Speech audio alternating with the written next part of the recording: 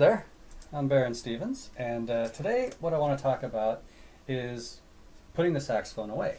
Now, I just recently did a video on putting it together, but there's some things we can also need to be careful of when we're putting it away. And so, once again, put a cap on this down. I'm going to go over to our stunt saxophone over here and pretend I just got through doing a practice session with it. Now, there are a couple different things. Actually, I don't have an example of another type of swab, but usually saxophones come with a swab. And there's the one that kind of has a little square cloth that has a metal brush. And with those, you want to take the neck off. And usually, at least I used to always go, drop the weight down into the body of the saxophone. I guess I can demonstrate with this, even though it's not that type of cloth. But yeah, I would drop it in this way. And sometimes it's kind of fun trying to get that thing in there. And then, then kind of hold the cloth at the top of the sax, and then, if everything's working right, the weight should come out the bell. Unless it's attached to something here. Okay. And it's still not cooperating. Anyway, I'll pretend it did. Anyway, yeah, so then the weight would drop out the end of the bell, you would pull the swab through. Now there's these nicer swabs. These are the silk swabs, and I prefer these. They're more expensive, but I think they do a much better job of cleaning out the saxophone. Because for one thing, what happens when you're blowing through the saxophone? You got all this condensation that's forming on there, and the condensation, because of gravity, is going to settle in the bottom of the horn down here. And of course, what happens, when you use those other swabs, they do a pretty decent job as long as they can absorb the moisture out. They do a pretty decent job of cleaning the upper part of the sax, but they do not get the moisture out of the bottom of the bell very well at all. And so what happens when we lay this down into the case, and especially this pad here collects a lot of moisture. I'll also mention there's another type of swab that they call a pad saver. It's basically this big long fuzzy rod that you stick in there. And they used to be horrible. I think they have improved in quality over the years, but I still don't prefer them because, again, it doesn't clean out the bottom of the bell.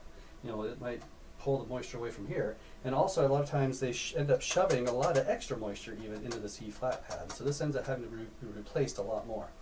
And so, yeah, we want to keep it. Of course, the other pads, these pads will collect moisture because they stay closed. These palm key pads can collect more moisture because they stay closed. So we want to get as much moisture out of the horn as possible. Now again, putting this back together for a second, putting that on. Now I do take the mouthpiece off. Now these silk swabs will a lot of times go through the mouthpiece too.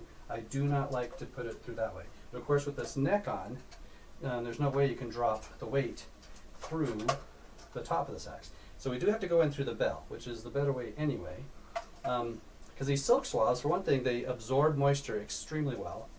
They also stay spread out when we stick it in there. So as I'm sticking it in, I'm also like putting the cloth in here as much as possible, and I'm holding the end.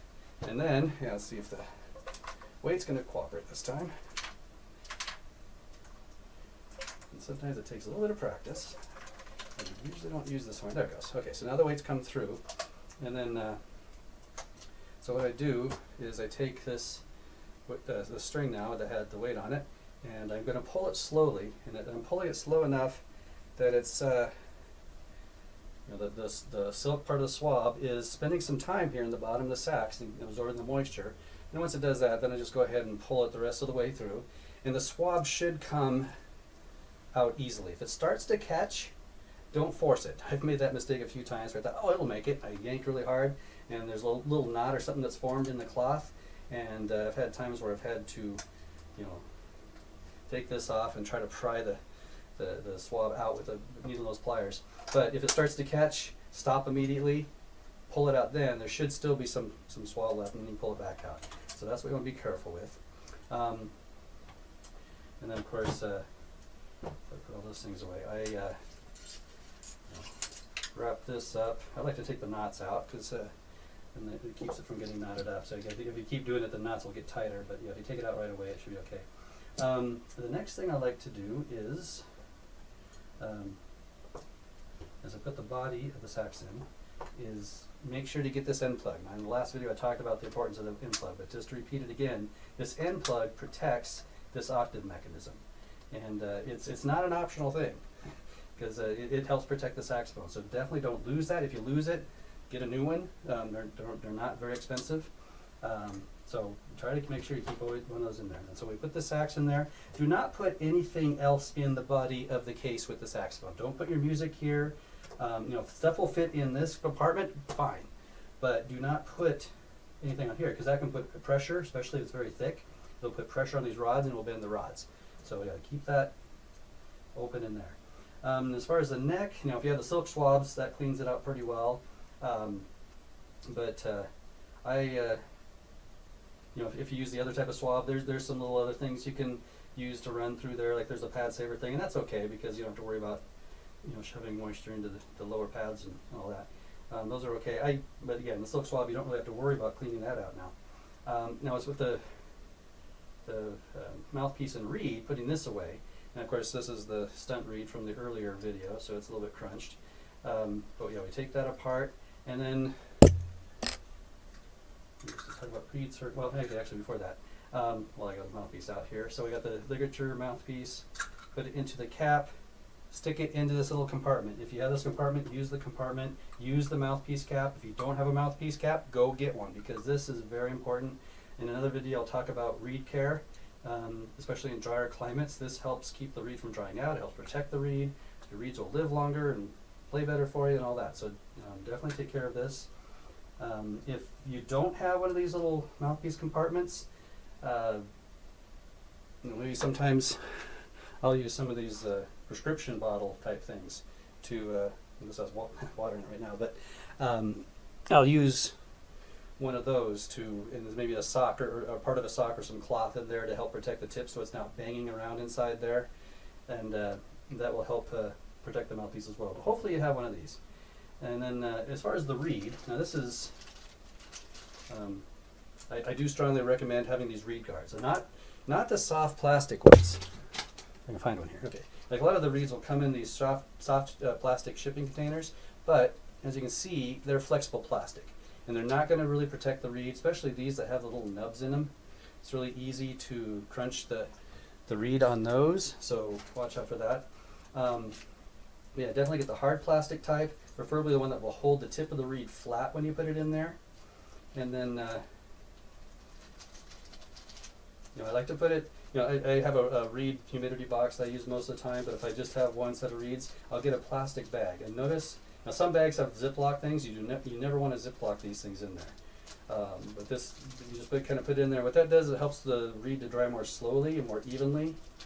If you do close it, seal it up with like a Ziploc bag, you'll soon have a science experiment with little green fuzzy things growing all over, and that's not pretty, nor does it taste very good.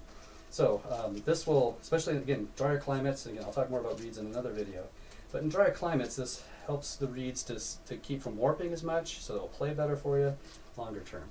And then that's the last thing, as far as cleaning out the mouthpiece. It's a good idea to rinse it out every now and then. I just use water and just run some water through there.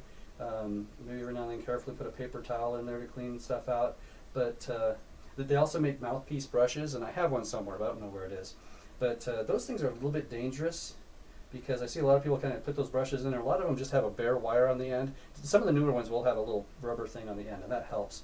You basically want to make sure not to be rubbing the brush on the tips and the rails of the mouthpiece, because this is where, one of the most important, it's a very simple thing, but it's one of the most important parts of the saxophone in order for it to play and make a good sound. But yeah, you do want to clean that every now and then. Do not let gunk collect on there. Do not store the reed on the mouthpiece. I see a lot of times people leave the reed on the mouthpiece there, and it seems like it's a nice convenient thing to do. And I'll put it in there. But that can cause not only will the reed warp horribly, but it can also cause the mouthpiece to warp in some cases. Now sometimes I will leave it on if it's a synthetic reed, and I leave the saxophone out, but I do not leave the synthetic reed on in the case. Anyway, so hopefully that answers some of your questions about putting the saxophone back away. And then of course you can close it and make sure everything's all shut well so that it doesn't fall out.